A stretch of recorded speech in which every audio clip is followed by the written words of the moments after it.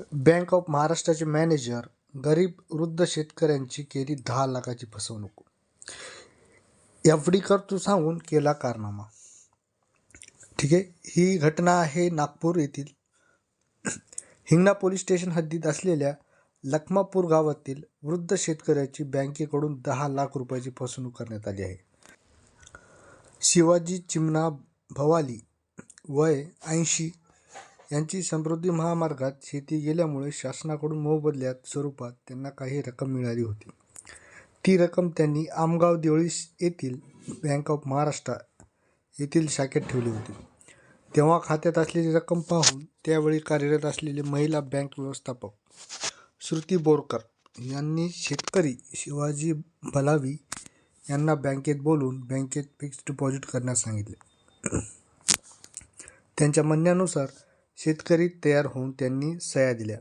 मात्र त्यांच्या अडाणीपणाचा फायदा घेत बँक व्यवस्थापनाने त्यांची रक्कम खाजगी कंपनीत परस्पर त्यांना न सांगता वळवली गेली. एफ.डीच्या नावावर बँक व्यवस्थापनेने 12 ऑक्टोबर 2020 रोजी शेतकऱ्याच्या खात्यातून 5,22,500 रुपये खाजगी कंपनीत पाठवले. तसेच दुसऱ्या वर्षी 31 ऑक्टोबर 2021 रोजी पुन्हा शेतकऱ्याचे बँक खात्यातून 5,11,250 रुपये खाजगी कंपनीत वळवले. यावेळी शिवाजी भलावी यांनी चौकशी केली असता बँकेद्वारे सांगण्यात आले की ते एफ.डी आहेत व ते 5 ते 6 वर्षांनी मिळतील. परंतु शिवाजी भलाली यांच्या बँक व्यवस्थापनेवरचा विश्वास उडाल्यामुळे त्यांनी बँकेतून रक्कम कमी करणे सुरू केले.